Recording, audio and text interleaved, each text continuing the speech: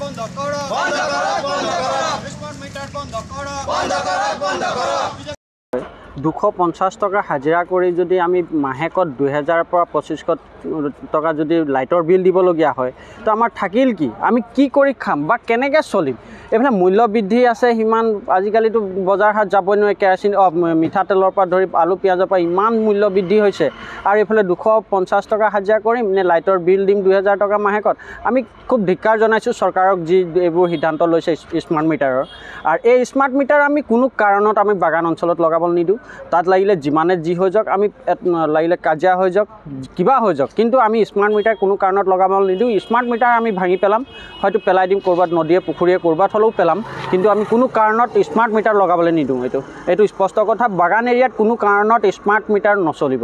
বাকী তেখেতলোক চৰকাৰে যি কৰিছে স্মাৰ্ট মিটাৰ লগাইছে কোনোবা ইণ্ডাষ্ট্ৰীত লগাত আমাৰ ক'বলগীয়া নাই তেখেতলোক খুদ নিজে চলে ৰাইজ সাহায্যত ৰাইজ ভঁৰালৰ টকাৰে তেখেতলোক ঘৰ চলে নিজৰ গাড়ী মটৰ চলে এচিড ঘূৰে ৰাইজ সাহায্যৰ টকাৰে তেখেতলোক মানে হেৰি কৰে তেখেতলোক ক'ত জানিব যে দুখীয়াৰ যে কিমান পৰিস্থিতি বেয়া মানে আমাৰ সৰ্বসাধাৰণ ৰাইজৰ কিমান পৰিস্থিতি বেয়া তেখেতলোক ক'ত জানিব নাজানিব ন গতিকে তেখেতলোকৰ যি এইটো সিদ্ধান্ত লৈছে এইটো ভুল সিদ্ধান্ত লৈছে আৰু তেখেতলোকক মই এটাই অনুৰোধ জনাওঁ যে 250 টকাৰ হাজিৰা চলি দেখাওক এবাৰ ট্ৰাই কৰি চাওক তেখেতলোকে যদি সিহঁতে পাৰে তেন্তে আমি জানিম যে হয় তেখেতলোক পাৰিব কিন্তু এই ৰাজ সাহায্য ৰাজ ভঁৰালৰ টকাৰে তেখেতলোক ঘূৰিব ফুৰিব আৰু সৰ্বসাধাৰণ ৰাইজক স্মাৰ্ট মিটাৰৰ সেইটো 2025 3000 বিল দিয়াব তেনেকাত নচলিব আমি সকীয়াই দিছোঁ চৰকাৰক এইটো স্মাৰ্ট মিটাৰ যোন লগাব লাগিব তেখেতলোকক আমি ইয়াৰ নিশ্চয় বাগানৰ পৰা খেদি পঠিয়াম এইটো স্পষ্ট কথা আচৰিত বিজেপি চৰকাৰখনে যেতিয়াই আমাক উন্নয়নৰ কথা কয় আৰু তেওঁলোকে ঢাক ঢোল বজাই থাকে যে চাহ শ্ৰমিকৰ উন্নয়ন হৈছে বুলি কিন্তু এতিয়া দেখা পাইছোঁ যে তেওঁলোকে উন্নয়নৰ পৰিৱৰ্তে বিদ্যুতৰ যি মিটাৰ স্মাৰ্ট মিটাৰ লগাই আমাক শোষণ কৰিছে এই ক্ষেত্ৰত তেওঁলোকে কোনোদিনেই চাহ শ্ৰমিকৰ 351 টকা হাজিৰাৰ ক্ষেত্ৰত কোনোদিনেই তেওঁলোকে বৃদ্ধি কৰাৰ ক্ষেত্ৰত পৰিকল্পনা নকৰিলে অথচ তেওঁলোকে স্মাৰ্ট মিটাৰ লগাই এই চাহ শ্ৰমিকৰ ওপৰত মাধমাৰ দিছে এই সময়ত 1 কেজি দালিৰ দাম 150 টকা 1 লিটাৰ মিঠাতেলৰ দাম 200 টকা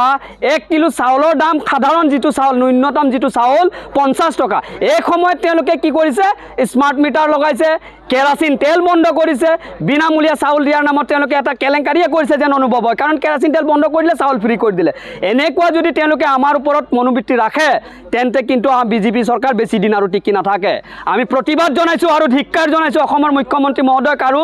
এই বিদ্যুৎ বিভাগত থকা আমাৰ বিদ্যুৎ মন্ত্ৰী মহোদয়াক আৰু আমি সকীয়াই দিব বিচাৰিছোঁ অসমৰ লগতে আমাৰ চাহ বাগিচা এলেকাসমূহত অতি শীঘ্ৰে এই বিদ্যুৎ মিটাৰ বন্ধ কৰক অন্যথা কিন্তু আমি গণতান্ত্ৰিক আন্দোলন কাৰ্যসূচী ল'বলৈ বাধ্য হ'ম আমি কোনো কাৰণত চাহ বাগিচা অঞ্চলসমূহ শ্ৰমিকৰ ঘৰত স্মাৰ্ট মিটাৰ লগাবলৈ নিদিওঁ যদিহে লগাই আমি চব সেই স্মাৰ্ট মিটাৰ আমি উঘালি পেলাম আমি নদী উটুৱাই দিম জানত উটুৱাই দিম পুখুৰীত পেলাই দিম আমি এই স্পষ্ট কথা আৰু তাৰ কাৰণে যদি কিবা কৰিবলগীয়া যদি আমাৰ যদি অত্যাচাৰ আজি উৎপাতটো কৰিব অসম চৰকাৰে বা বিভাগীয় কৰ্তৃপক্ষক আমি সহ্য নকৰোঁ আজি আশ্ৰাই ওলাই আহিছে আজি সমগ্ৰ অসমৰ চাহ শ্ৰমিক আজি ওলাই আহিব গতিকে স্পষ্ট কথা চাহ বাগিচা অঞ্চলসমূহত শ্ৰমিকৰ এই অত্যাচাৰ বিলৰ যিটো অত্যাচাৰ স্মাৰ্ট মিটাৰৰ যিটো অত্যাচাৰ যাতে এইবিলাক বন্ধ কৰিব লাগে তেখেতসকলক আমি সকীয়াই দিছিলোঁ বাৰম্বাৰ আজি অসমত বিভিন্ন জাতি জনজাতি হওক বা দল সংগঠনে হওক বা অসম ছাত্ৰ সন্থাই হওক বিভিন্ন সময়ত বিভিন্ন ধৰণৰ প্ৰতিবাদ চলি আছে তৎসত্ত্বেও অসমৰ মাননীয় মুখ্যমন্ত্ৰী ডাঙৰীয়া হওক বা বিদ্যুৎ বিভাগৰ যি মন্ত্ৰী তেখেতসকলক কোনো গুৰুত্ব নাই তেখেতসকলক এলাহী মন্তব্য তেখেত মানে কথাবিলাক ফালৰি কাটিছে গতিকে সম্পূৰ্ণ অসম চৰকাৰ এই বিদ্যুৎ বিভাগে ব্যৰ্থ হৈছে জনসাধাৰণৰ সকাহ দিয়াৰ উপৰিও সকাহ নিদিয়াকৈ তেখেতসকলে অত্যাচাৰ চলাইছে কিন্তু আমি সহ্য নকৰোঁ স্পষ্ট কথা বেছি কথা নকওঁ কিন্তু এটা কথা যি বাগানত শ্ৰমিকৰ ঘৰত যদি স্মাৰ্ট মিটাৰ লগাই আমি উঘালি পেলাম নদীত পেলাম জানত পেলাম নদীত কুঁৱাত পেলাম পুখুৰীত পেলাম স্পষ্ট কথা তাত যদি আমাৰ শ্ৰমিকৰ কোনোবা যদি বিদ্যুৎ বিভাগে যদি প্ৰশাসনৰ লগত যদি কিবা অত্যাচাৰ চলায় কিন্তু আজি হাজাৰ হাজাৰ লাখ লাখ জনতাই উঠি আহিব আৰু প্ৰতিবাদ জনাব স্পষ্ট কথা আচৰিত লাগে অসম চৰকাৰে প্ৰতিটো সময়ত কয় যে চাহ জনগোষ্ঠীৰ লোকসকলক আমি ৰক্ষণাবেক্ষণ দিম আজিৰ তাৰিখত তেওঁলোকে যি প্ৰতিশ্ৰুতি দিছিলে 351 টকা হাজিৰা দিয়াৰ ক্ষেত্ৰত সেই প্ৰতিশ্ৰুতিয়ে তেওঁলোকে আজিৰ তাৰিখত আমাক সফল কৰা নাই আৰু এনেস্থলত চাহ বাগিচাসমূহত যি স্মাৰ্ট মিটাৰ লগাইছে আচৰিত লাগে 1500 2000 টকা আমাৰ বিল আহে যিসকল লোক মাত্ৰ 2400 টকা 15 দিনত হাজিৰা পায় এক মাহত মাত্ৰ 4005 টকা 4000 বা 5000 টকা দৰমহা পায় এই সময়ত তেওঁলোকে যদি 2000 1500 টকা বিল দিয়ে তেনেস্থলত আমি কেনেধৰণে শিক্ষা দীক্ষা গ্ৰহণ কৰিম, কেনেকৈ এখন পৰিয়াল আমি পৰিচালনা কৰিম। তেওঁলোকে প্ৰতিটো সময়ত আমাক মিছা প্ৰতিশ্ৰুতি দি চাহ জনগোষ্ঠীক মাত্ৰ ভোটৰ সময়ত ব্যৱহাৰ কৰে আৰু এনেকুৱা আমাক ঠগ প্ৰবঞ্চনা কৰি আছে। তেওঁলোকে জনজাতিকৰণ কৰিম বুলি ক'লে, তেওঁলোকে আমাক এনেকুৱা মাটিৰ পট্টা দিম বুলি ক'লে, তেওঁলোকে শ্ৰমিকৰ দৈনিক মজুৰি বৃদ্ধি কৰিম কৰে। এতিয়া আপোনালোক চাওক,